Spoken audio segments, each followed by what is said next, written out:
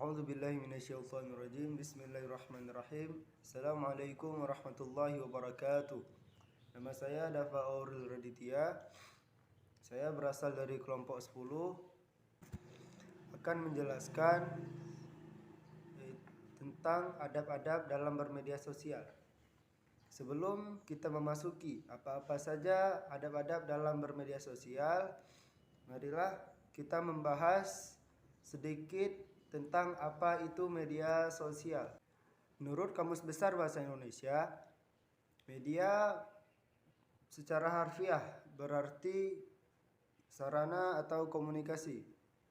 Sedangkan sosial yaitu berkenaan dengan masyarakat. Jika dimaknai secara keseluruhan, media sosial ialah sebuah media online dengan para penggunanya bisa dengan mudah berpartisipasi, berbagi dan menciptakan isi meliputi blog, forum, wiki, jejaring sosial dan lain sebagainya. Berbeda dengan media cetak berbentuk koran, spanduk, majalah dan lain sebagainya. Sedangkan media sosial ini membutuhkan sinyal atau data untuk mengaksesnya. Baik, kita akan membahas sedikit apa-apa saja dampak positif dalam bermedia sosial. Yang pertama yaitu menambah pengetahuan. Sangat rugi bagi orang zaman sekarang yang ia bermalas-malasan serta bolos dalam berpendidikan. Zaman sekarang sangat mudah untuk mendapatkan pengetahuan. Bahkan untuk sekolah saja tidak mesti harus berangkat dari rumah menuju sekolah. Di kamar saja bisa mendapatkan ilmu. Baik, dampak positif bermedia sosial yang kedua ialah dapat berkomunikasi sesama manusia serta memperluas jaringan pertemanan. Yaitu dengan bermedia sosial kita pun dapat menjalin silaturahmi. Tidak hanya kepada teman atau kerabat yang dekat saja, bahkan kepada kerabat atau teman yang jauh di luar sana, seperti di luar negeri. Kemudian dampak positif lainnya dalam bermedia sosial yaitu dapat memudahkan kita untuk mencari informasi atau mendapatkan informasi. Di zaman sekarang ini sangat mudah untuk mendapatkan informasi yang valid. Jika kita hanya mendengar dari orang lain, bisa saja informasi tersebut tidak benar atau hoaks. Namun dengan media sosial kita dapat mendapatkan informasi tersebut dengan jelas, meskipun ada juga beberapa para pengguna media sosial yang sengaja membagikan informasi-informasi yang tidak benar untuk menjerumuskan kita serta mengadu domba antara rakyat dengan rakyat. Dan dampak positif lainnya dalam bermedia sosial yaitu memudahkan kita dalam berbisnis serta bertransaksi dalam perdagangan. Hal tersebut sangat dibutuhkan bagi kalangan kita sekarang. Apabila kita ingin mencari sebuah kebutuhan atau barang, benda dan lain sebagainya yang tidak ada di kota kita, maka kita bisa membelinya dalam bermedia sosial seperti via WhatsApp. Kemudian ada aplikasi yang bernama Shopee, Lazada dan yang lain sebagainya. Kemudian dampak-dampak negatif serta adab-adabnya akan dilanjutkan oleh presentator lainnya. Sekian dari saya. Assalamualaikum warahmatullahi wabarakatuh. Bisa saja informasi tersebut tidak benar atau hoaks. Namun dengan media sosial kita dapat mendapatkan informasi tersebut dengan jelas, meskipun ada juga beberapa para pengguna media sosial yang sengaja membagikan informasi-informasi yang tidak benar untuk menjerumuskan kita serta mengadu domba antara rakyat dengan rakyat. Dan dampak positif lainnya dalam bermedia sosial yaitu memudahkan kita dalam berbisnis serta bertransaksi dalam perdagangan. Hal tersebut sangat dibutuhkan bagi kalangan kita sekarang. Apabila kita ingin mencari sebuah kebutuhan atau barang, benda dan lain sebagainya yang tidak ada di kota kita, maka kita bisa membelinya dalam bermedia sosial seperti via WhatsApp. Kemudian ada aplikasi yang bernama Shopee, Lazada, dan yang lain sebagainya. Kemudian dampak-dampak negatif serta adab-adabnya akan dilanjutkan oleh presentator lainnya. Sekian dari saya. Assalamualaikum warahmatullahi wabarakatuh. Ya, baiklah. Di sini saya akan melanjutkan pembahasan kita tentang adab bermedia sosial. Sebagaimana yang dikatakan oleh presentator sebelumnya, tentang pengertian adab bermedia sosial dan juga dampak-dampak positifnya. Jadi, di sini saya akan membahas tentang dampak negatif bermedia sosial. Ya, tak kalah banyak dari dampak positif tadi, dampak negatif juga banyak. Dampak negatif bermedia sosial juga banyak, ya. Jadi langsung saja, yang pertama adalah kecanduan.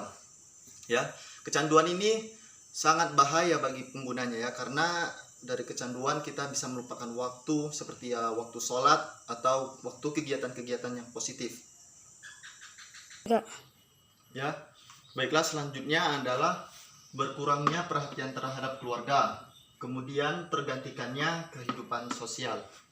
Ya, baiklah, selanjutnya adalah kejahatan dunia maya atau cybercrime.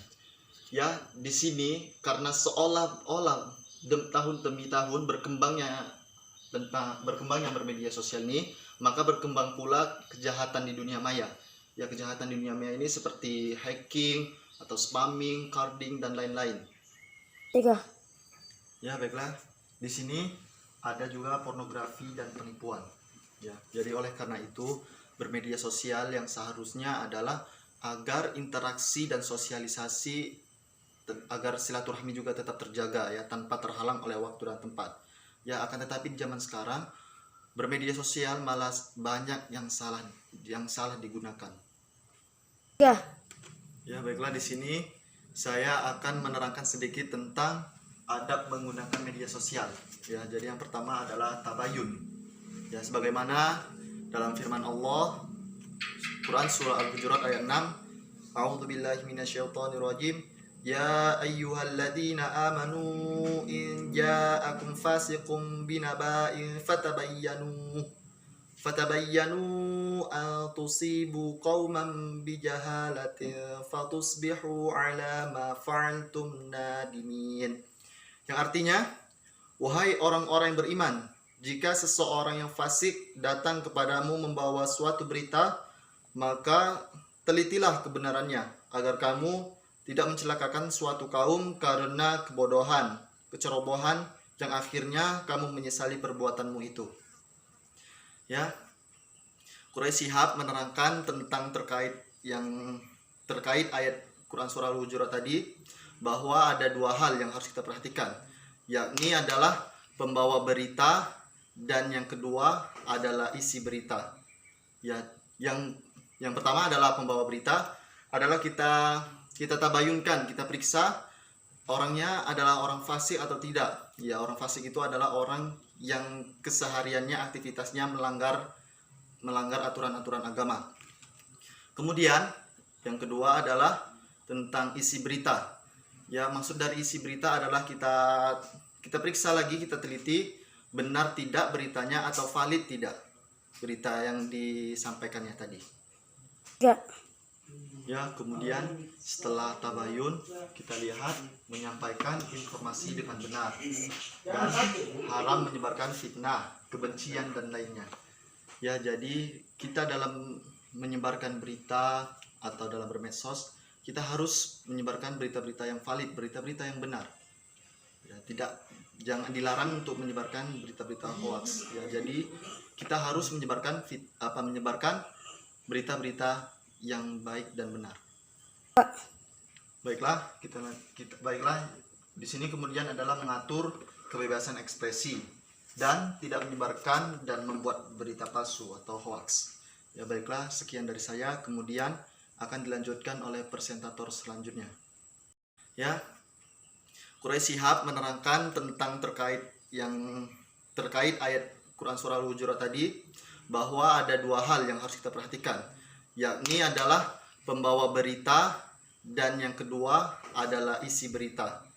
Ya, yang Yang pertama adalah pembawa berita, adalah kita tabayunkan, kita periksa orangnya adalah orang fasik atau tidak. Ya, orang fasik itu adalah orang yang kesehariannya aktivitasnya melanggar aturan-aturan agama. Kemudian yang kedua adalah tentang isi berita.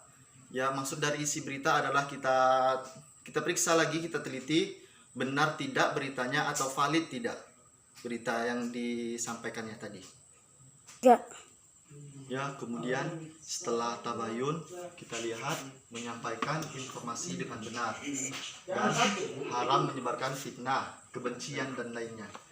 Ya, jadi kita dalam menyebarkan berita atau dalam bermedsos, kita harus menyebarkan berita-berita yang valid, berita-berita yang benar.